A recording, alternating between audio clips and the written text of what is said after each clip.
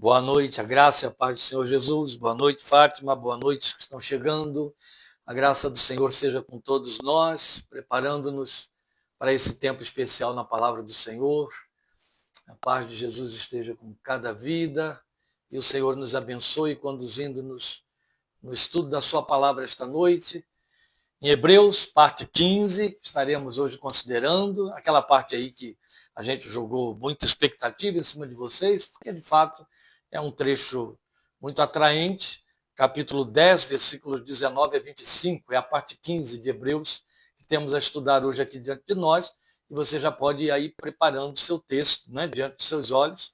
Hebreus 10, versículos 19 a 25. Então, lendo aí o nosso texto, Hebreus 10, 19 em diante. Portanto, irmãos, temos plena confiança para entrar no lugar santíssimo pelo sangue de Jesus, por um novo e vivo caminho que ele nos abriu por meio do véu, isto é, do seu corpo.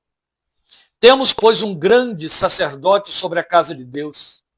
Sendo assim, aproximemo-nos de Deus com um coração sincero e com plena convicção de fé, tendo os corações aspergidos para nos purificar de uma consciência culpada e tendo os nossos corpos lavados com água pura. Apeguemo-nos com firmeza à esperança que professamos, pois aquele que prometeu é fiel, e consideremos uns aos outros para nos incentivarmos ao amor e às boas obras.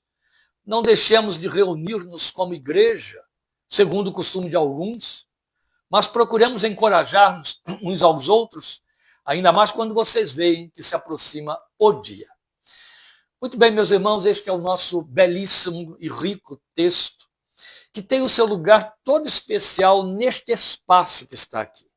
A partir daqui, nós vamos entrar, a partir do versículo 26, numa exortação contundente, a quarta exortação do autor da carta, porque ele tem uma contínua preocupação com a apostasia daquele grupo lá, né? O medo deles voltarem para o judaísmo por conta do vazio que eles estão experimentando e alguma confusão, e por conta disso que este texto que acabamos de ler no versículo 25 revela para nós. Essa gente se havia afastado, formou-se um grupo que se afastou de uma igreja maior.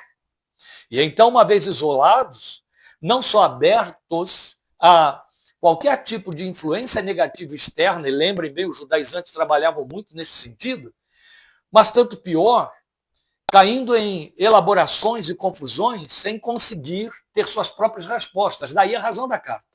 Então eles tinham se afastado da igreja, eles tinham formado um grupo à parte, talvez por estar se sentindo, como supõem vários, eu tenho também essa minha suspeita, que se tratava de um grupo de sacerdotes convertidos, eles estavam se sentindo fora do lugar.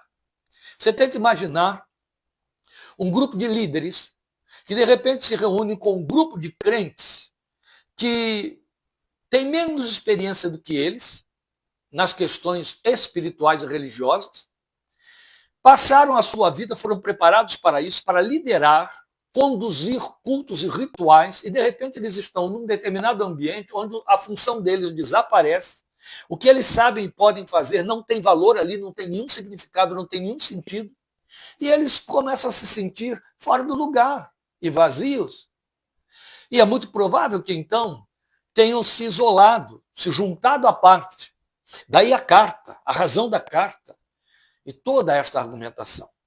Pois bem, depois disto, ele vai no finalzinho já do capítulo 10, a partir então do versículo 37, ele vai começar a trabalhar com outro argumento. E agora ele vai fazendo todo um trabalho, uma composição de conscientização de valores espirituais a serem postos em prática. Começa com a fé. Aí entra aquele célebre capítulo 11 sobre a fé, as testemunhas da fé, que as pessoas chamam de heróis da fé, não é?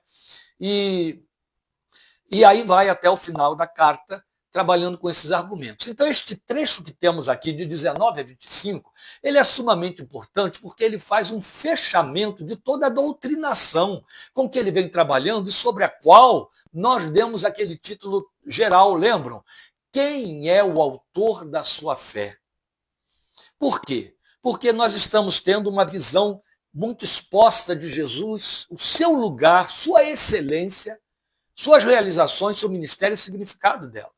Agora ele vai fazer nesta conclusão a aplicação desse ministério, daí a sua gloriosa beleza. Em outras palavras, dizendo em poucas e elucidativas palavras, o que ele vai falar aqui, nesses 6 versículos, não mais, deste trecho que lemos, é o que fazer com tudo isso que Deus preparou através de Jesus? Qual é a resposta que devemos dar agora? Como vamos usar isso aí? Como devemos usar? E usemos. Ele faz um apelo. Então, esta é a beleza desse trecho. Daí eu ter dito para os irmãos a minha empolgação com ele, né? E estarei pregando no último domingo deste mês em São Paulo.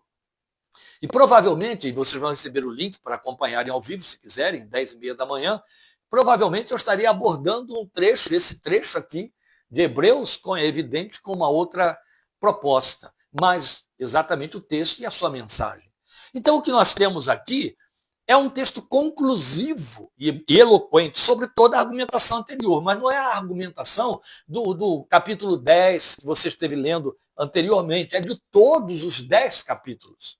É a argumentação daquilo que começa no capítulo 1, vindo até aqui, ele está fazendo uma conclusão. Por isso que ele começa com essa conjunção conclusiva. Nas versões mais antigas está pois, na minha está portanto, dá no mesmo, o significado é o mesmo. Portanto, ele está fazendo uma conclusão, concluindo toda a sua argumentação. Mas é bonito porque é uma conjunção conclusiva que, ao mesmo tempo que faz um fechamento, ela faz uma conscientização. Entende? É como se dissesse assim, aí está. Entende? O portanto vai ter esse sentido, ao mesmo tempo em que fecha o argumento, em lançar um desafio. Aí está. Vejam aí. Agora, vejam o que deve ser feito com isso tudo que vocês ouviram. E ele está falando para aqueles irmãos e isso nos alcança de forma bela. Então, a conclusão vai aludir ao argumento inteiro. Mas é evidente que o argumento imediatamente anterior é importante que a gente considere, e eu trago de volta aqui a memória fazendo a leitura outra vez. Ele repete, né? Lembrem, o texto de Jeremias 31, eu estou me referindo aos versículos 16 e 17. Ele repete aquele texto de Jeremias 31 que ele já havia falado no capítulo 8, onde Deus fez uma promessa de que na nova aliança ele estaria colocando a lei, interiorizando a lei, introjetando a lei no coração dos que creem, para que não houvesse mais risco de descambarem, como o antigo Israel fez séculos e séculos e sempre.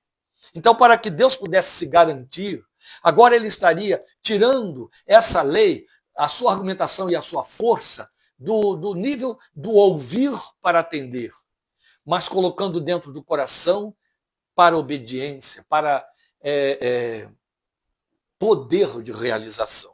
E aí ele fecha, não é, no versículo 18, e eu comentei, fiz o argumento necessário na semana passada, e ele diz ali, onde esses pecados foram perdoados, não há mais necessidade de sacrifício por eles. Por isso é que não há mais por que levar cordeiros até o templo. Não há mais por que ter o altar do holocausto na porta de entrada do lugar santo. Não há mais por que o sumo sacerdote ter de uma vez por ano pegar o sangue daquele bode que era imolado, sacrificado, e colocar nas pontas de seus dedos, atravessar o pesado véu de 300 quilos para ir lá aspergir aquele sangue sobre a tampa da arca, o propiciatório. Não há mais necessidade, porque os pecados foram perdoados, ou seja, a linguagem aqui, e é onde muita gente escorrega, e escorrega de uma forma absurdamente perigosa, eternamente perigosa, com um impacto, um comprometimento espiritual do tamanho da eternidade. Quando as pessoas entendem o Cordeiro de Deus, pensam, ouvem, o Cordeiro de Deus que tira o pecado do mundo, vocês já estão lavados pela palavra que lhes tenho falado. Não há mais pecado, e como ele está dizendo aqui, não há mais necessidade de sacrifício, porque os pecados foram perdoados. A ideia que algumas pessoas têm, ela é cômoda e carnal, ela é carnal, ela é carnal. E o diabo se aproveita dela muito bem na cabeça de incautos, e inclusive crentes. A ideia é de que agora ninguém peca mais, ou os pecados não fazem mais nenhum sentido. Não tem mais nenhum reflexo, não tem mais nenhum comprometimento, não tem nenhum valor, não afeta em nada a comunhão com Deus, não afeta em nada a vida, vamos tocando, pecando ou não pecando, pecando pouco, pecando muito, vamos tocando porque os pecados já foram perdoados, não há mais necessidade de sacrifício, Jesus já pagou o preço. Esta é uma leitura e uma dogmatização não só carnal, quanto vergonhosamente enganosa, perigosamente enganosa.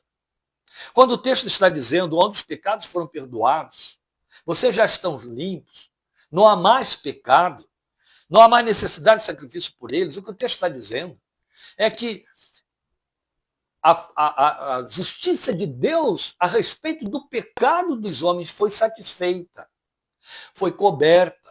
Sabe aquela tampa que fica sobre a arca chamada propiciatório, onde Deus disse a Moisés, ali virei a ti. Aquela tampa, a palavra propiciatório, o nome que foi dado a ela, a palavra propiciatório significa favorável, propício a. É Deus dizendo, eu estarei favorável a vocês. O nome disso é graça. A graça não significa que eu estou autorizado para viver de forma libertina, na vontade da minha carne, dos meus pensamentos, na inclinação das minhas índoles. Na minha carne não habita bem algum, a Bíblia diz. Pesa sobre mim, sobre você, duas coisas minimamente significativas e inegociáveis. Santificarmos-nos e obedecermos. Isso tudo demanda uma resposta, a resposta que damos à graça. Isso tudo demanda a resposta que fazemos com aquilo que continua presente na nossa vida, pecar. Não há homem que não peque. E se existe alguém que pensa que não peca, precisa com extrema urgência, ser internado em um hospital psiquiátrico. Se possível, colocado sob camisa de força. Pecamos o tempo todo. Não temos mais prazer no pecado, não vivemos em busca do pecado, nem o pecado tem domínio sobre nós. Mas a nossa carne nos trapaceia, nos dá rasteiras, o diabo está aí, o mundo também, nossos amigos. E pecamos. Pecamos contra Deus, pecamos contra o próximo, pecamos contra nós mesmos, pecamos contra a palavra. Mas o que acontece com o crente que sabe que peca? Primeiro, ele sabe que está pecando. Isso prova que ele nasceu de novo. Segundo, ele não tem prazer nisso. Isso prova que ele nasceu de novo. Terceiro, ele se arrepende e pede perdão. A questão é que se eu continuo pecando ou tenho pecados, isso não me tira da vida eterna. Isso não me impede a entrada no céu, porque a justiça de Deus já foi satisfeita pelo meu Senhor, pelo sangue que ele derramou para cobrir o meu pecado, que só a vida poderia cobrir. Esta é toda a linguagem. E Deus está satisfeito com essa oferta. E me aceita, o nome é graça.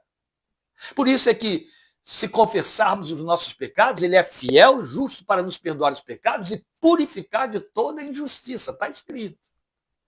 Estas coisas foram escritas para que vocês não pequem, mas se alguém pecar, temos um advogado, olha está aqui, o sumo sacerdote da nossa fé, um advogado diante de Deus, Cristo Jesus, o Senhor.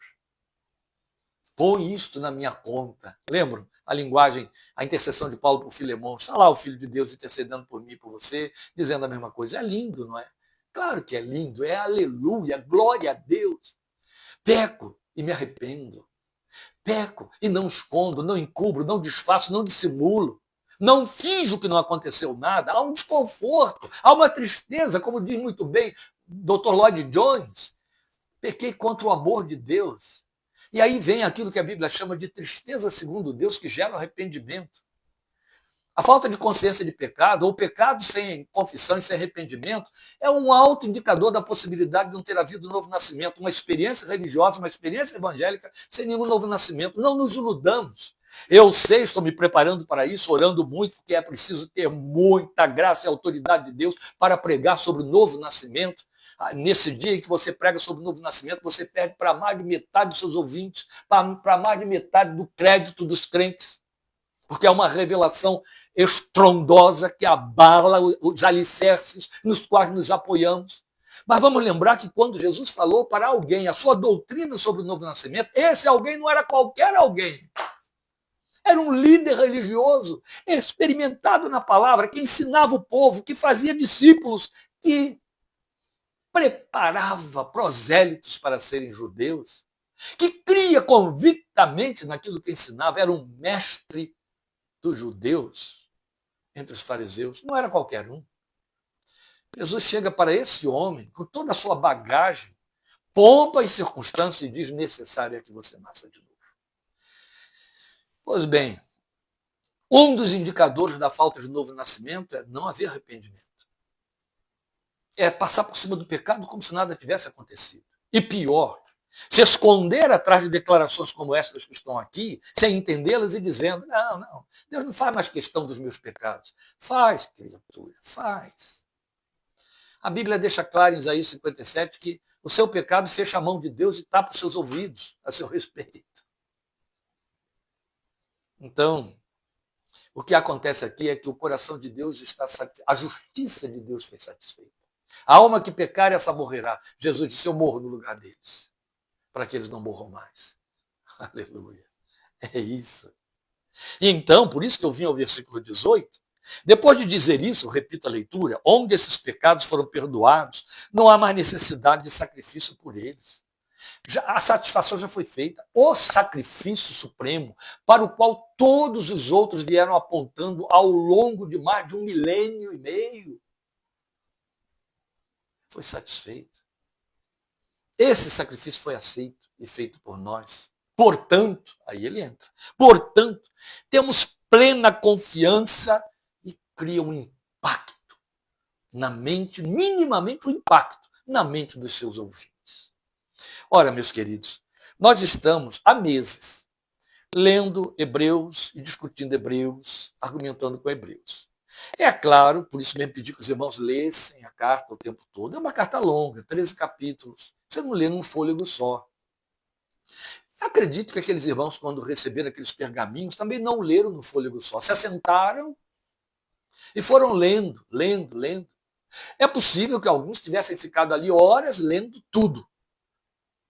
Então, quando a gente vai lendo assim em pedacinhos, como nós temos feito, a impressão que dá é que os argumentos são novos, estão surgindo assim, né, como novidade.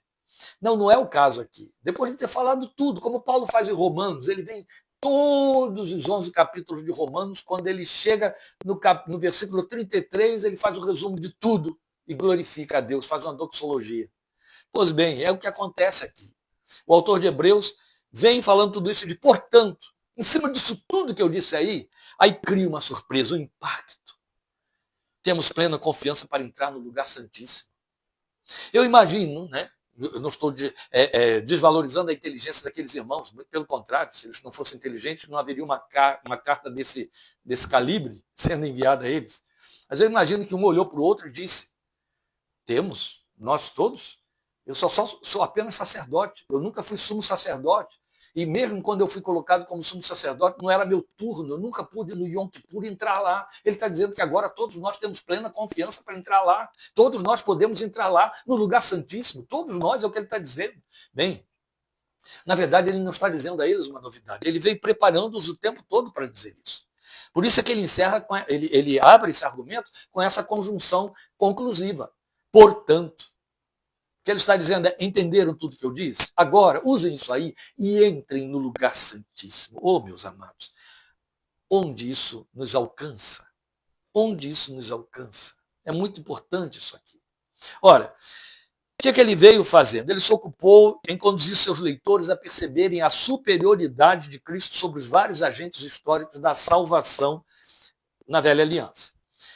Também superior no seu sacerdócio, superior na forma de fazer a mediação entre o homem e Deus, superior na capacidade de propiciar um perdão completo, um resgate eterno, e ele carrega na palavra eterno, e na palavra superior. Superior ainda na posição ocupada para exercer seu sumo sacerdócio. Está lá, exercendo esse sumo sacerdócio a nosso favor, até que cheguemos lá. Até que entremos diante do trono de Deus. Então aqui, ele vai sumariar tudo, lançando em seguida esse apelo ao uso da fé da parte dos crentes. Então isso é comigo e com você também. É o nosso uso da fé para nos servirmos de tudo que Jesus propiciou, propiciatório, né? Por seu sacrifício e pelo seu sumo sacerdócio, ou seja, por sua mediação, pelo seu ministério. Então a linguagem ou o discurso conclusivo ela vai fluir com leveza, mas com convicção e com autoridade. Ele começa dizendo exatamente assim, temos plena confiança para entrar no lugar santíssimo. Ele está fazendo um contraste com o estado de espírito, os sentimentos e a mente dos sumos sacerdotes entrando no Santo dos Santos. Pretender que eles entravam ali com plena confiança era pretender demais. A lei era muito severa, muito criteriosa. Se o sumo sacerdote entrasse com vestes sujas, sem ter feito as purificações prévias necessárias, ele seria fulminado lá dentro. E levavam isso tão a sério, vocês já ouviram falar isso muitas vezes, está na tradição, os rabinos confirmam. Historicamente, isso foi escrito por historiadores daquela época, que os sumos sacerdotes entravam uma vez por ano no lugar santíssimo, passando de costas para se curvar, porque sacerdotes auxiliares levantavam o véu, a cortina de separação, que era um véu, que era muito pesado. Segundo os historiadores, no Templo de Salomão, essa cortina pesava 300 quilos. O que nós estamos dizendo aqui é que o sumo sacerdote, ele tinha de entrar por debaixo do cortinado, e essa cortina tinha aí, segundo os historiadores, cerca de 300 quilos. Vocês tentem imaginar o trabalho que devia dar para os sacerdotes levantarem uma parte desse cortinado para que ele pudesse passar sem tocar no chão, porque tinha o sangue para a aspersão sobre o propiciatório nas pontas de seus dedos e não podia contaminar. E ele teria de passar, provavelmente, entrando de costas, para que o povo que estivesse lá do outro lado não visse nada lá dentro, porque era altamente comprometedor. E aí, uma vez lá dentro, tudo tinha que estar funcionando perfeitamente, ter a aprovação divina, senão Deus fulminava. Por que tamanho critério? Por que tamanho rigor da parte de Deus, a ponto disso custar a vida até dos ministrantes, como aconteceu com Uzá? Vocês vão lembrar. Uzá, para não deixar a arca cair, que estava sendo levada por carros de boi, tocou nela e foi imediatamente fulminado. Coisa trágica, porque não era levita e a lei não negociava.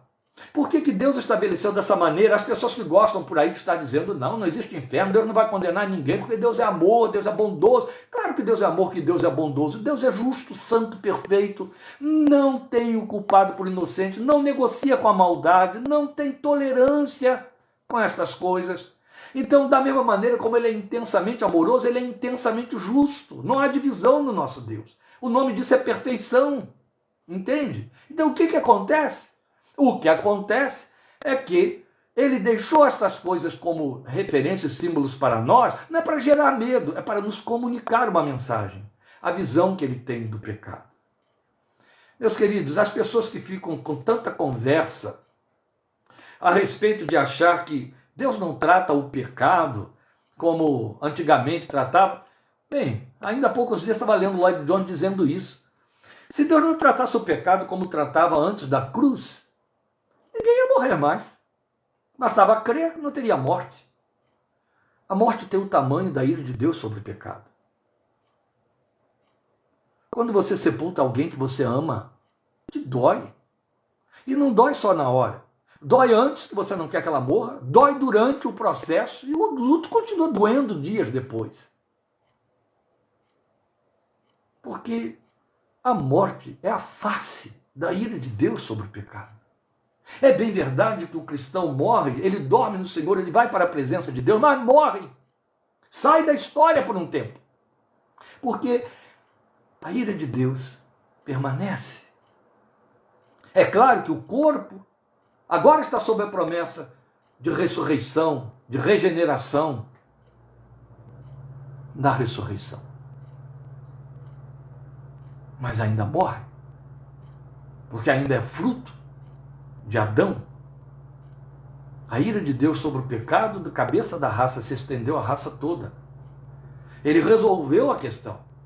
Mas para resolver a questão, ele não resolveu com isso que a gente está tentando impingir na cabeça das pessoas, desautorizadamente, perigosamente, erradamente. O coração de Deus decidiu que ele perdoa. Não é assim. O coração de Deus decidiu que ele, por amar, entregaria a vida, a sua própria vida, na pessoa do seu filho, para resgatar os que nele crescem, a fim de que a ira não mais parasse sobre eles, porque Deus não negocia com o pecado.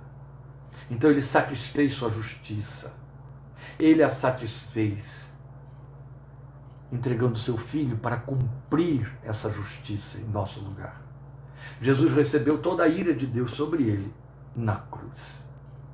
Aquele que não conheceu o pecado, Deus o fez pecado por nós. Jesus levou sobre nós toda a maldição, sobre si toda a maldição que pairava sobre nós.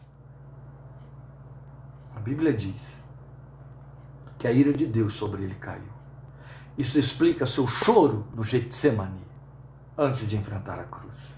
Isso explica a razão porque do alto da cruz ele grita, o Salmo 22, versículo 1, Deus meu, por que me desamparaste? Porque ali ele foi desamparado. O nome desse desamparo é inferno, porque inferno significa banimento da presença divina para sempre. Oh, queridos, pecado é coisa séria. Mas agora o autor chega para dizer o quê? Ele fez tudo. Tudo que vocês aprenderam, tudo que vocês praticaram, todos os sacrifícios diários, todos os sacrifícios mensais, todos os sacrifícios anuais, apontavam para aquele sacrifício que Deus estava dizendo: o dia que ele vier, creiam nele. Aceitem o sacrifício dele, porque eu o aceitarei. E quem aceitar será recebido, como se tivesse morrido com ele. Este é o plano de Deus. É aí que está a revelação do amor de Deus. A revelação do amor de Deus não está em ele desonrando a si mesmo, perdendo o seu lugar de divindade e de santidade e desestruturando então todo o cosmos. Esfregasse as mãos e dissesse: resolvi perdoar, pode esquecer isso aí. Não, há um preço, o preço tinha que ser pago, o preço foi pago. Entende? O preço foi pago. A nossa lei, ela estabelece para quase todos os crimes, não para todos, para alguns crimes, ela estabelece que ou você cumpre uma pena, ou você pode cumpri-la com liberdade condicional, ou pagando alguns tipos de serviços, através de um pagamento que você pode fazer, inclusive de dinheiro. O juiz estabelece que determinada culpa pode ser coberta pelo dinheiro. Aquele dinheiro que você vai e paga. O preço do seu crime, você paga. Há alguns crimes que não aceitam de jeito nenhum pagamento. Mas crimes menores, infrações menores, são penalizados com multas pesadas. As pessoas pagam e saem ilesas. Percebe?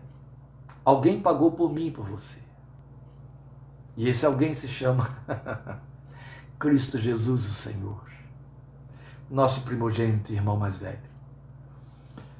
Há uma ilustração na história que perpassa os púlpitos e que é muito pertinente aqui nessa introdução que estou fazendo para o nosso texto. Depois desses acidentes todos que aconteceram aqui, eu já não tenho mais compromisso algum com o horário, viu, gente? A questão é que conta-se a história de um homem que foi levado ao tribunal porque foi condenado pela falência da sua empresa que prejudicou extremamente o seu sócio. Por má administração, ele colocou a empresa em falência, o seu sócio perdeu tudo que tinha, foi muito prejudicado e o pôs então em processo, processou. E nesse processo ele foi condenado. E ele foi condenado e lá estava o juiz, com a sua toga direitinho, sentado na tribuna, julga a causa e diz: fulano, de acordo com a lei, você está condenado a devolver a fulano de tal tantos milhares de dólares pelo prejuízo que você lhe causou, ou você vai ter de cumprir uma sentença de tantos anos de prisão. Aí esse mesmo juiz desce da tribuna, tira a toga, pega um talão de cheques, preenche um cheque, coloca na mão do amigo, sobe e diz: mas como você é meu amigo, eu estou pagando a pena por você. Pode entregar o cheque ao tribunal e você está isento da pena. Essa ilustração foi criada para nos mostrar o que foi que Deus fez conosco. Como juiz justo e santo, eu não tenho outra opção a não ser condenar você à morte eterna. Mas como Deus que é Pai, Eu vou descer aí onde você está, vou bater a mão com você, vou pagar por você o preço dessa condenação, vou satisfazer a minha justiça, vou continuar sendo Deus santo e justo do mesmo jeito. Minha retidão não será abalada, mas vou ficar satisfeito. Vou pagar no seu lugar porque você não consegue. E você estará livre da pena. O nome disso é perdão, mas não significa que você não peca. Pecou, usa o sangue. Pecou, usa o sangue. É isso que o autor está dizendo para nós. Ele fez um sumário e eu também sumariei, para que você possa perceber. Então a linguagem vai fluir com essa leveza e essa convicção e autoridade ao mesmo tempo. Temos plena confiança para entrar no lugar santíssimo. Não precisamos entrar com o pavor, o temor, o medo do sumo sacerdote. Mais do que isso, não só não temos que ter medo, quanto podemos entrar, porque antes quem podia entrar? Só o sumo sacerdote. Agora você pode, entre lá. É isso que ele está dizendo, entre lá. Ora, seus leitores sabiam do que estava ele falando.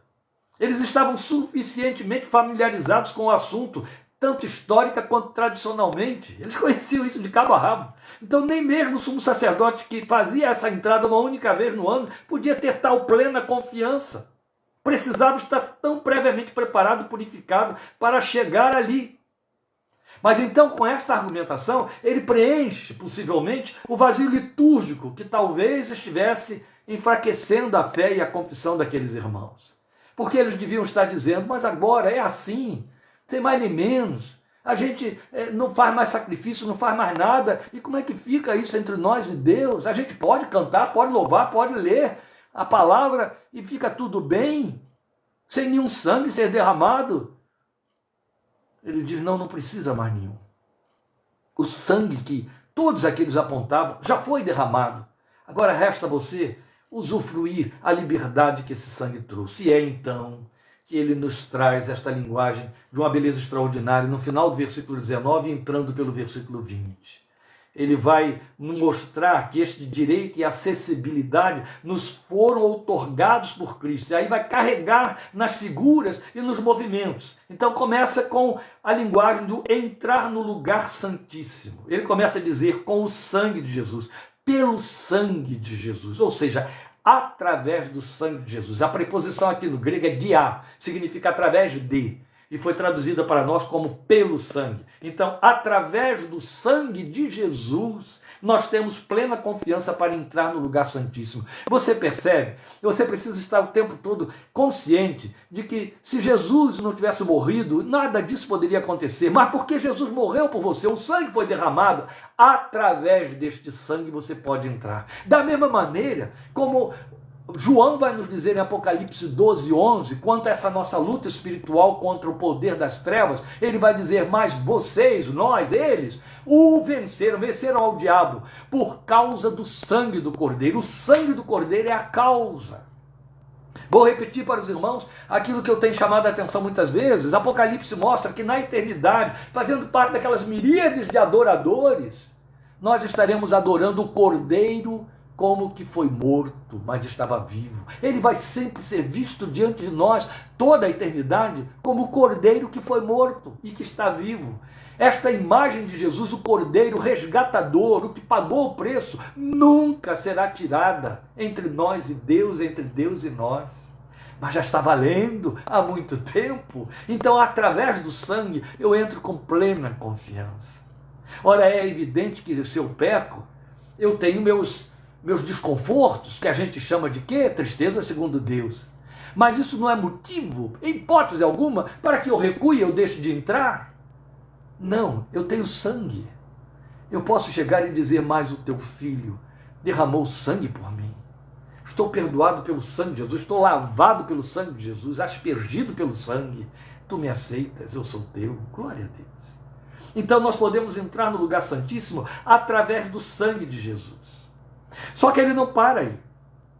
Depois dele dizer através do sangue, como antes era através do sangue dos cordeiros, agora é através do sangue de Jesus, o Cordeiro de Deus que tira o pecado do mundo. Ele vai além e ele diz assim: por um novo e vivo caminho que ele nos abriu por meio do véu, isto é, do seu corpo. Agora ele abusou da linguagem, agora ele intensificou a revelação de uma forma extraordinária. Ele está falando de uma via de acesso que é nova, foi o que ele disse. E esse nova aqui significa recente. É uma palavra que a tradução melhor seria recente, através do véu que é o seu corpo. Bonito por ele ter dito recente, recente mesmo. Cronologicamente, era recente porque faziam algumas décadas só, menos de 40 anos, bem menos. E recente porque recente comparativamente a todo o sacrifício que vem acontecendo desde que Adão pecou, onde Deus já sacrificou um cordeiro ali para cobrir com sua pele Adão e Eva, cobrir a nudez deles. Então, a marca do sangue, didático, profeticamente apontado, começou lá na queda que Gênesis registra para nós. E aí, ele vai dizer, agora recentemente, né? Recente isso, há um novo e vivo caminho. A beleza está no fato em que ele coloca recente e vivo caminho. Por que vivo caminho? Porque o caminho que eles conheciam para se aproximar de Deus era litúrgico, era morto. A liturgia é sempre morta. Porque era sempre um memorial, era litúrgico, era morto. Agora tem um contraste muito grande porque o caminho é vivo. E por que o caminho é vivo? Porque nesse caminhar há agentes que participam com você. Há o Espírito de Deus dentro de você. Há a presença do Senhor como sumo sacerdote. E há a presença de anjos que lhe favorecem. A acessibilidade no sentido de favorecer o seu culto, sua adoração, sua oração, seu momento na presença do Senhor. Porque, afinal de contas, também vivemos cercados de hostes malignas, que procuram atrapalhar de todas as maneiras. Mas somos guardados, protegidos, ajudados, como está escrito em Hebreus 1,14. O caminho é vivo, é novo sempre. E é vivo também no fato de que o ritual era repetitivo, e não só repetitivo, mas ele era dogmático. Tudo tinha que ser feito do mesmo jeito, da mesma maneira, todas as vezes. A única coisa que variava é o animalzinho que era novo. Mas tudo, a forma dele ser imolado, dele ser queimado, tudo, o unguento que era jogado sobre ele, tudo tinha o seu momento certo, o lugar certo, aquilo caía no marasmo. Mas entrar na presença de Deus agora, através do sangue de Jesus, é um movimento novo, é uma experiência nova, porque o caminho é vivo. É vivo porque tudo nos surpreende. Você pode, e glória a Deus pelos crentes que ainda creem na oração, a oração individual, particular. Crer na oração que o outro pode fazer por mim, isso aí não precisa nem ser crente, né? Tem muita gente por aqui que não é crente e me pede que ore por elas. Não tem nada a ver, não há virtude nenhuma nisso. Estou falando da oração individual, aquela que ninguém faz com você, só você e Deus. Essa caminhada, entrar na presença do Senhor através da oração, é um caminho vivo. Há surpresas ali para a fé. Há comunicações, há toques, há sentimentos, há investimentos, há possibilidade de teofanias, de revelações. É a experiência mais sublime, é aquilo que nos faz dizer com autoridade, sou crente em Cristo Jesus, glória a Deus, não quero outra vida. Porque a experiência é viva, ela é atraente. O crente que não ora não sabe do que eu estou falando, coitado. Pois bem, a figura então vai se revestir desse significado incomum. Porque quando ele diz que o corpo equivale ao véu, ele diz, ele nos abriu por meio do véu, isto é, do seu corpo. Ele está fazendo uma referência, recentemente para eles, histórica, sem precedente. É Mateus quem a registra para nós. Ah, que lindo, meus irmãos. Eu quero que você me acompanhe com isso aqui agora com muita atenção, não se perca. Não vai cair mais o som, não vai cair mais a conexão, então não nos percamos nessa argumentação agora, por favor. Lembram? Acabei de falar do véu do templo, acabei de dizer que os historiadores comentam que ele tinha 300 quilos, difícil de ser levantado para o sumo sacerdote passar. Quando o Filho de Deus, lá no alto do Calvário, afastado dali do templo por cerca aí de mais de 1 quilômetro, bem afastado, grita lá de cima, tetelestai, como está escrito no grego, está consumado. Mateus registra para nós que naquele momento o véu do templo se rasgou de alto a baixo. Eu tento pensar, fico dando asas à minha imaginação, os sumos sacerdotes e os sacerdotes lá do templo atarantados, desesperados, sem saber mais o que fazer porque a arca ficou toda exposta. E se o véu se rasgou, aquilo se abriu de fora a fora e não tem como corrigir, consertar uma coisa daquele tamanho em tempo hábil. Está lá a arca totalmente exposta. Quem quiser ver, pode ver. E mais, tem romanos ali, se quisessem entrar, hein? Chegar até lá, como entraram tantos depois. Por que isso aconteceu? Por que Mateus fez questão de registrar isso para nós e o autor de Hebreus não perdeu tempo em usar isso aí para chamar a atenção dos seus leitores? Jesus nos abriu o novo e vivo caminho pelo véu, isto é, o seu corpo, por meio do seu corpo. Quando o corpo foi partido, o véu foi rasgado. Ah, precisamos entender isso aqui agora. Isto é o meu corpo que é partido por vós. Ele fez isso às vésperas deste rasgo acontecer. O corpo partido. Aí você diria assim, por que o véu foi rasgado? Deus mandou certamente um anjo ir lá com uma espada invisível e rasgar aquilo de alto a baixo. Ó, fique lá, de prontidão. Quando meu filho expirar, rasga aquele véu, porque eu vou aceitar o sacrifício dele, tudo estará resolvido. Não tem mais que ter separação nenhuma. Todos estarão livres que quiserem entrar para entrar pelo sangue. Se lavou no sangue, entra, eu estou lá para receber, eu estou pronto para receber. A arca não vai ser privilégio de acessibilidade só para o sumo sacerdote, não vai ser mais representacional. Agora eu serei a arca, eu serei o tabernáculo, eu serei a presença. Quem quiser pode vir, estou aberto para receber. Rasga lá, anjo.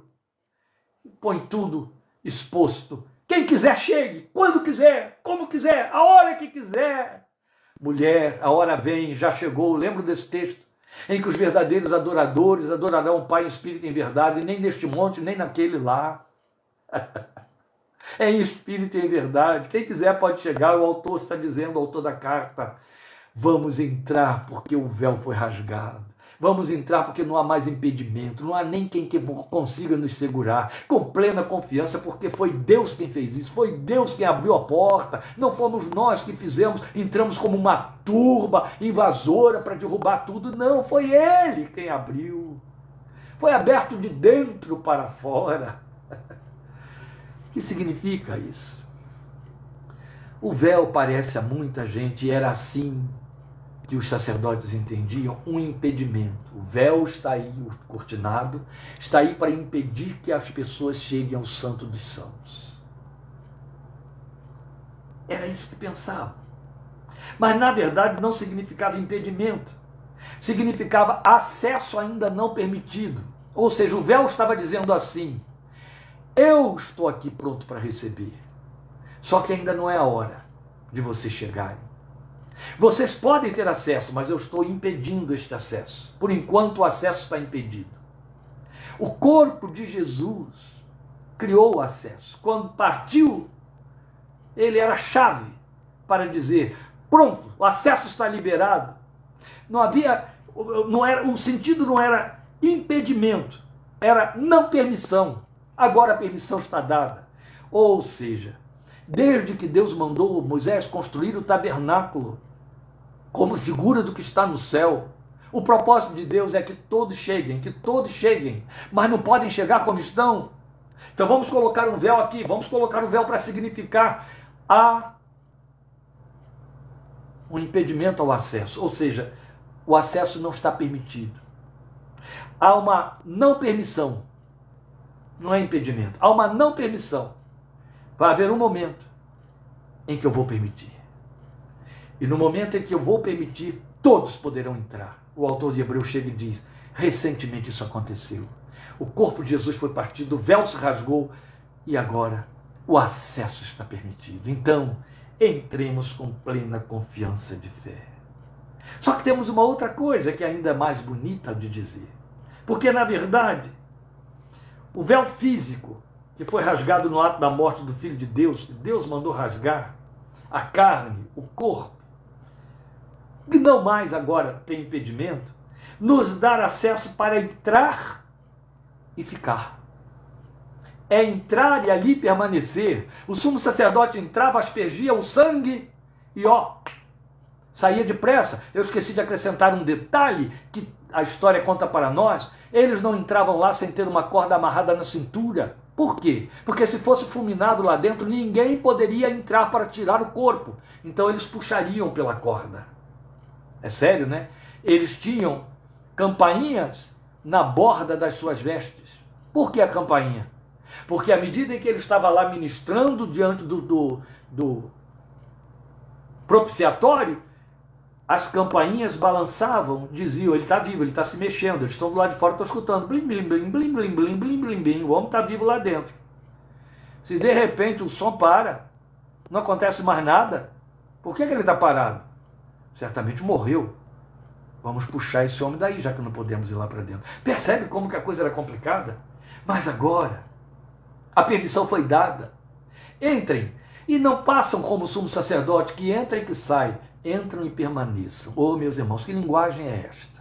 Bem, eu quero partir para uma colocação bem pragmática. Esse negócio de entrar na presença de Deus e sair é uma prática litúrgica de religiosos evangélicos.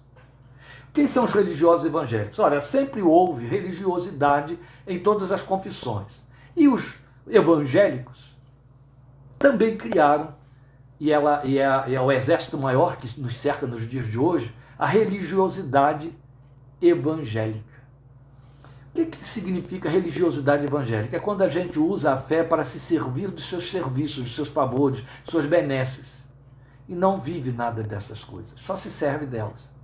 Você sabe muito bem que temos igrejas aí que a gente chama de balcão oportunista, supermercado da fé, que está ali fazendo um culto para que a pessoa entre, se sirva, pague, claro, e saia levando, coitado, acreditando que está levando a resposta à sua busca. E acabou. Se quiser mudar de endereço da manhã, pode mudar também. Não tem vínculo nenhum. Se serviu dos serviços espirituais. Mas na vida de oração há muita gente cometendo o mesmo pecado. É quando entra na presença de Deus e sai da presença de Deus. O que significa isso? Existe essa possibilidade de sair da presença de Deus? Existe quando eu não tenho consciência de que eu estou na presença dele. Existe quando eu entro por aquela religiosidade que me faz pensar que eu tenho um momento devocional e um momento de prazer, de lazer, de viver. Eu tenho uma dicotomia. Há um momento em que eu abro Bíblia, eu oro, eu ouço um culto, e há um momento... Entende? A gente vê isso acontecer. A gente vê as pessoas pensarem que entram e que saem da presença de Deus. E há até aqueles que invocam isso. Vamos entrar agora, irmãos, na presença do Senhor. Complicado, porque eu me entendo na presença dele agora, antes e depois. Fica esquisito esse vamos entrar agora na presença do Senhor, não é? São pequenas coisas, mas as nossas atitudes, nossos gestuais e as nossas falas denunciam verdades introjetadas, que a gente põe para fora dessa maneira. A verdade é que você entra e permanece. O véu foi rasgado para que você entre e fique lá. De onde a gente tira essa linguagem? O que significa entrar no Santo dos Santos, como o sumo sacerdote fazia? Entrar no Santo dos Santos e permanecer lá. Essa linguagem você encontra no Salmo 91, versículo 1. Aquele que habita no esconderijo do Altíssimo, a sombra do Senhor Onipotente descansará. Lindo, não é? Aquele que habita no esconderijo do Altíssimo. Quando eu estou na presença de Deus, quando eu entro pelo sangue de Jesus, o lugar em que minha vida flui, corre, trabalhando, comendo, meditando, me divertindo, é o esconderijo do Altíssimo. É isso. Porque o sumo sacerdote da nossa fé está adiante, nos garante acesso e permanência.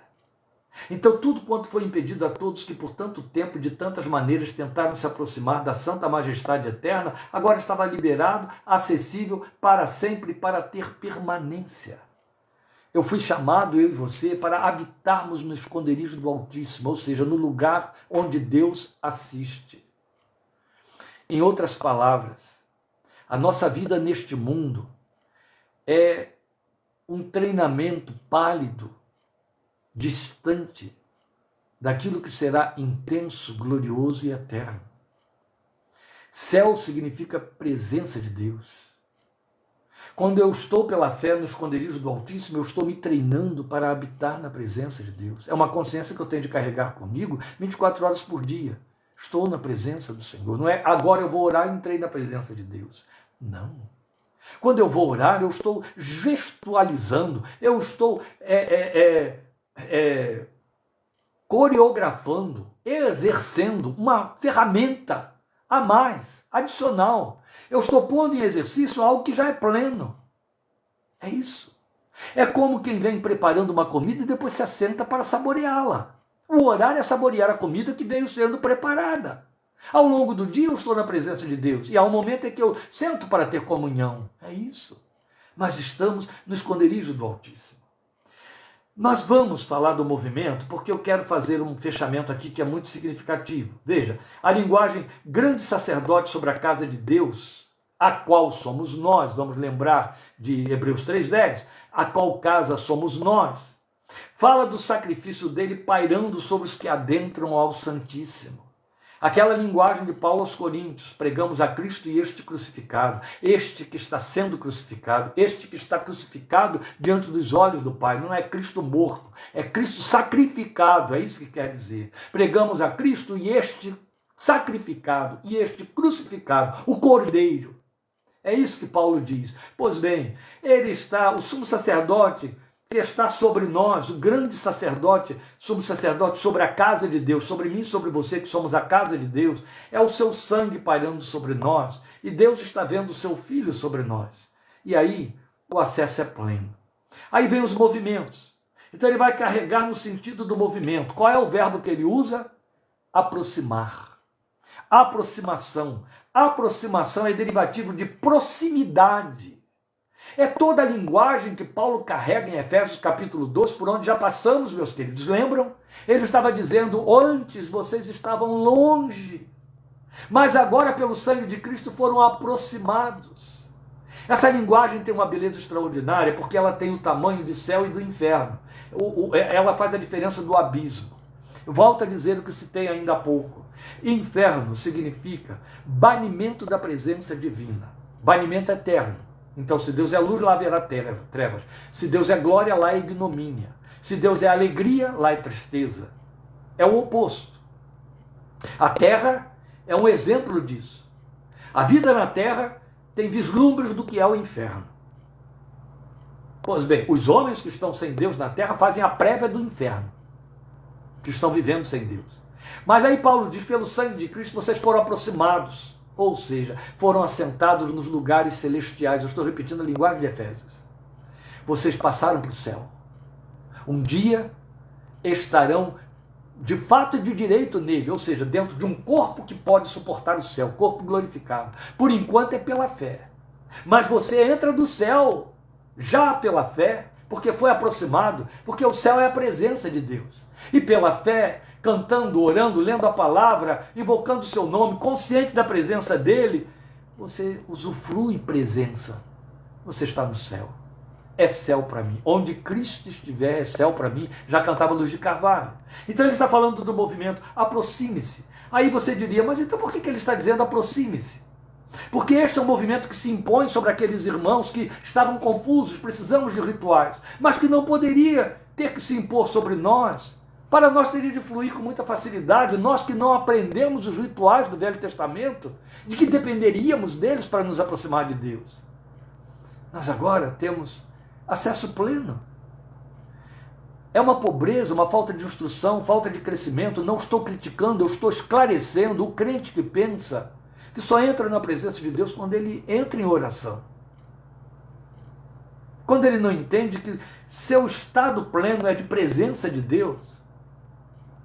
E a oração é se servir da comida preparada, como eu disse. Então, meus amados, quando ele diz aproximemo-nos, essa palavra tem muito mais peso para eles, mas vale para nós no sentido de que precisamos fazer aproximação. Porque creiam. Creiam. Há muitos crentes e sinceros que vivem como se Deus estivesse longe, ou como se eles estivessem longe de Deus. Toda a linguagem de perto está o Senhor, presença de Deus, é teórica para eles, não é experiencial.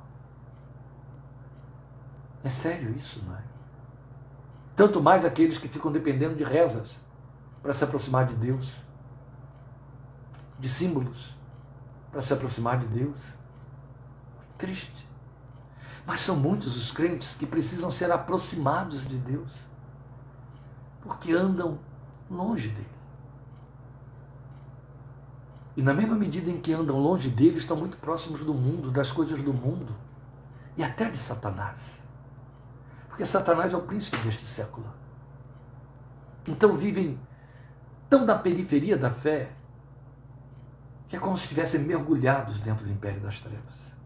Enquanto que a Bíblia diz que fomos trasladados do império das trevas para o reino do Filho do amor de Deus. Isso deveria colocar dentro do nosso coração uma alegria constante, uma paz com Deus que excede todo entendimento.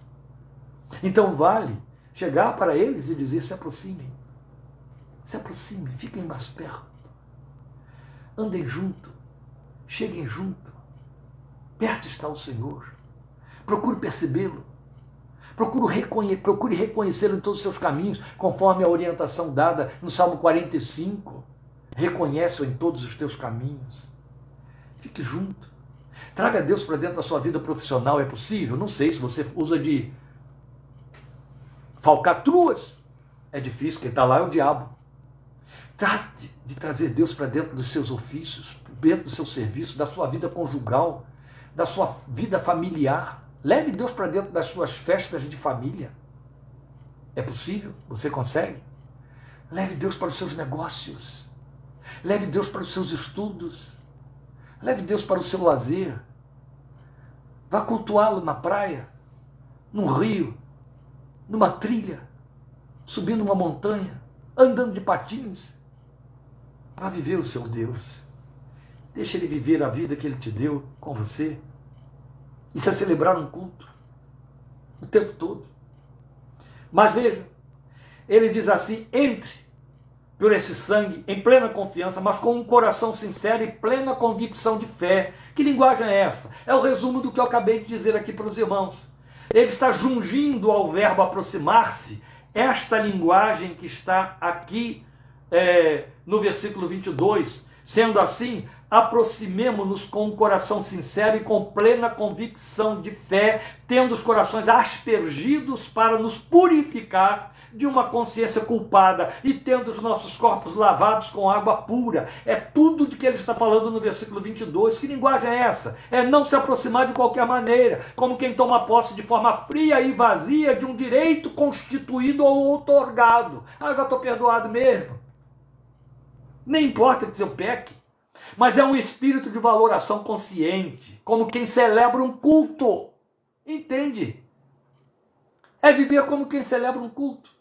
Daí a alusão à aspersão de sangue. Ele está falando de sangue de Jesus. Os corações aspergidos para nos purificar de uma consciência culpada. O nome disso é confissão. Que alude o quê? À valoração consciente do perdão adquirido. Perdão pessoal. Perdão em cima daquele pecado. Um pastor muito amigo meu costuma dizer isso. Nós pecamos no varejo e pedimos perdão no atacado. Deus perdoa a minha multidão de pecados. Você não cometeu uma multidão de pecados, virou uma multidão, mas você cometeu um por um. Confesse-os. Confessar é homologar, você assina cada um. Entendeu? Então isso aponta para a confissão, isso é muito significativo. E aí a figura cresce. Corpos lavados com água pura. Com todo direito, você deve ter lido esse texto e pensado: meu Deus, o que significa isso? Corpos lavados com água pura? Eu tenho que estar com o corpo lavado? Eu tenho que tomar banho primeiro para entrar na presença de Deus? Não estou agredindo sua inteligência, mas tem gente que pensa isso sim, tem direito de pensar. O autor falou isso com tanta leveza, com tanta naturalidade, que parece que é isso mesmo que ele está dizendo, mas é uma figura que cresce. Porque corpos lavados com água pura, grande número de comentaristas, e entende, mas eu não vou por aí, viu gente? Nem eu, nem muitos outros, graças a Deus, um grande número entende que é uma alusão ao batismo. Mas a força do período gramatical usado aqui por eles aponta um movimento contínuo, tendo os corpos, é isso, o movimento é contínuo, ele está dizendo aí, tendo os nossos corpos lavados com água pura, né? Tendo sido nossos corpos lavados com água pura, não, estando eles sendo lavados com água pura. Então ele está falando de um movimento contínuo que nem de leve está fazendo alusão a batismo, mesmo porque batismo não purifica ninguém de nada, não é? De jeito nenhum. Então é algo que continua sendo feito a partir de um dado momento. Foi feito uma vez e continua, não para. E como o pano de fundo fala de altar de bronze, onde os sacerdotes se lavavam, lembra, ele está falando do tabernáculo. Então ele tinha falado do altar do incenso, da mesa dos pães, ele tinha falado da arca lá dentro, mas também tem o altar de bronze. Os sacerdotes tinham que se lavar ali, lavar as mãos, tomar banho alguns, especialmente o sumo sacerdote, para que pudesse pegar aquela roupa toda limpa e entrar lá, entende? Então ele está fazendo alusão àquela lavagem no chamado Mar de Bronze, que era o reservatório de água para a lavagem, a purificação dos sacerdotes. Era uma ablução que não tem a ver com batismo. Ainda que aquela ablução sugerisse batismo, mas não tem a ver com batismo. O que ele está falando então que deve acompanhar essa minha convicção de consciência limpa pelo sangue?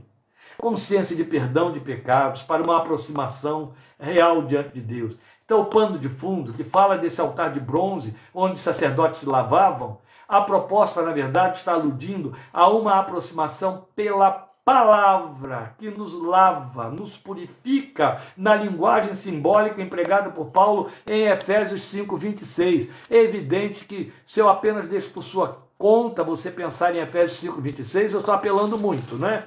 Então eu vou ler Efésios 5:26 para poder mostrar aos irmãos o reforço da argumentação. É isso que ele está dizendo aqui para nós e é lindo. O que ele diz, Paulo?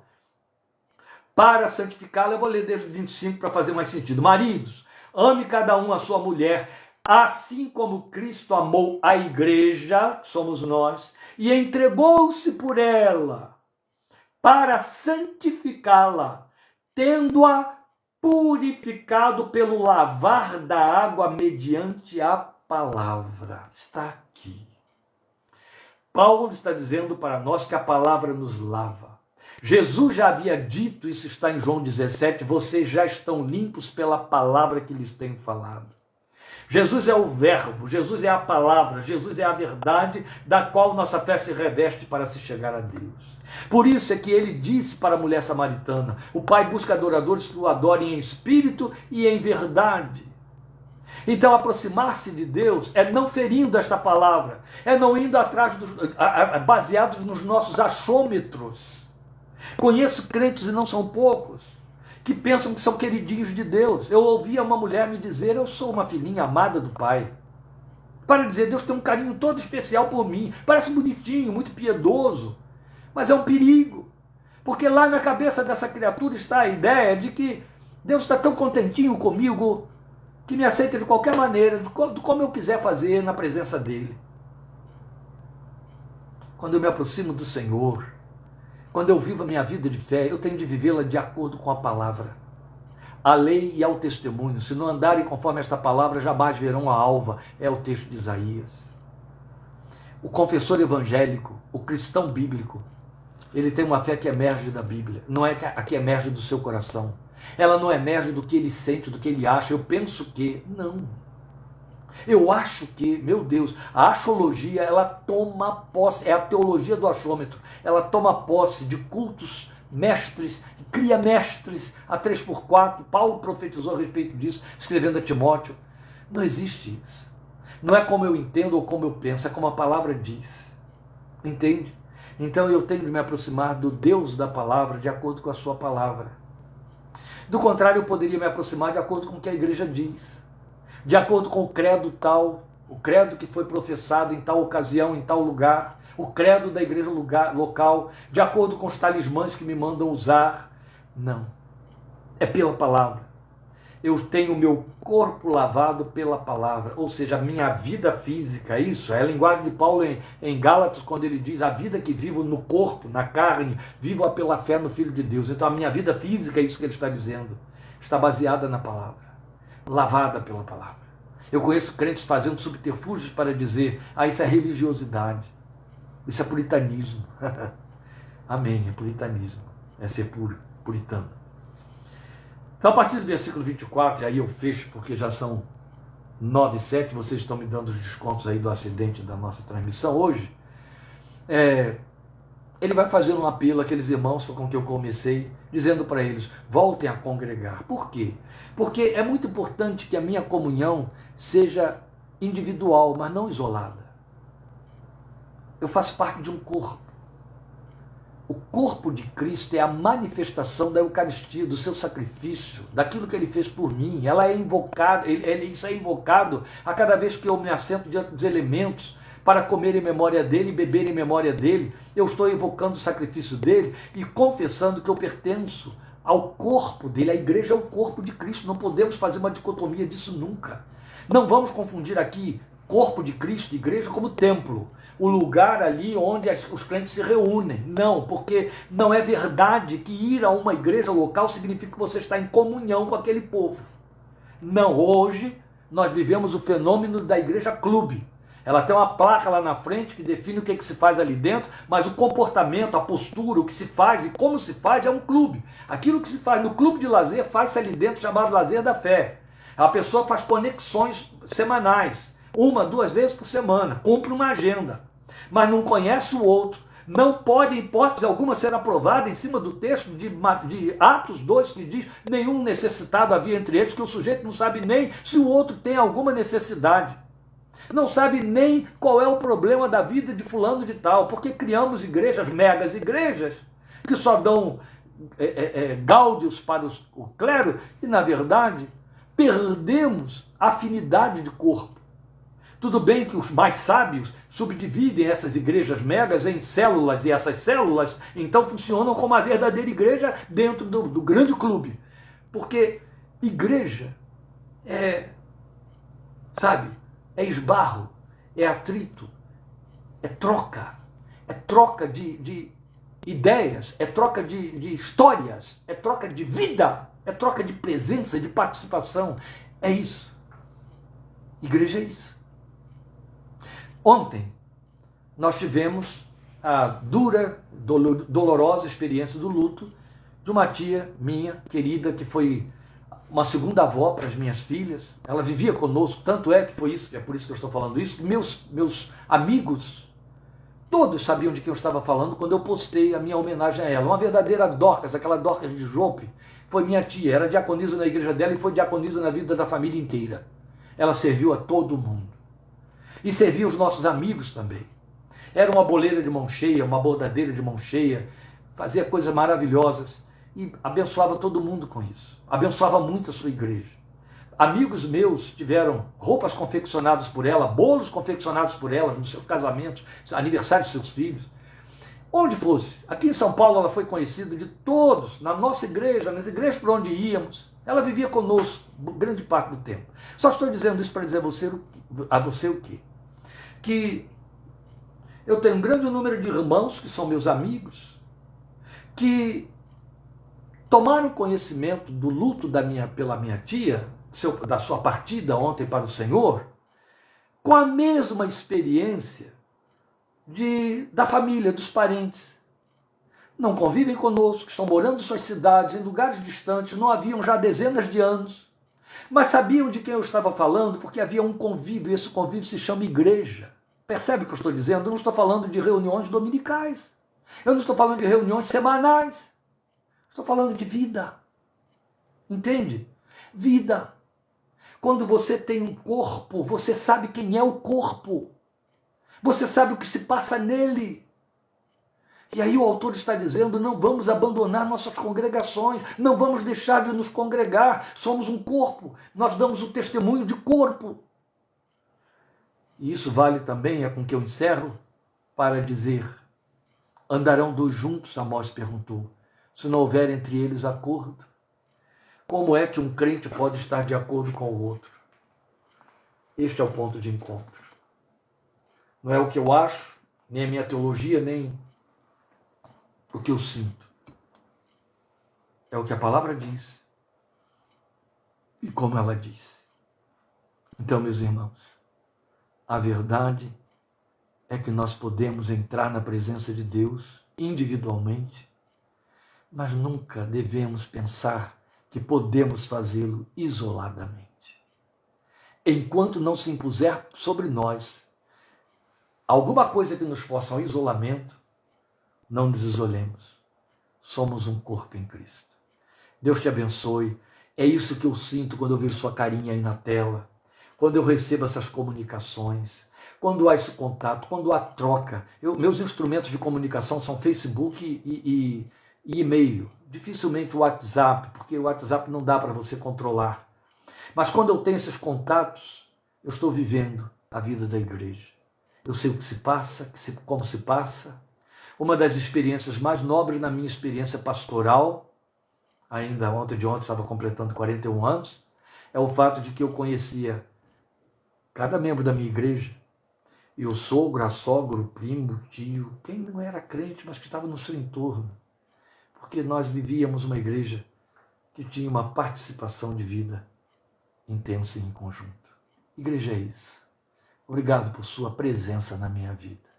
Você é a igreja com quem eu comungo. Deus te abençoe, te fortaleça, te dê uma abençoada noite de descanso. Estejamos juntos domingo, 17h30 na palavra. Amém? Muito obrigado. Deus te abençoe. Amém.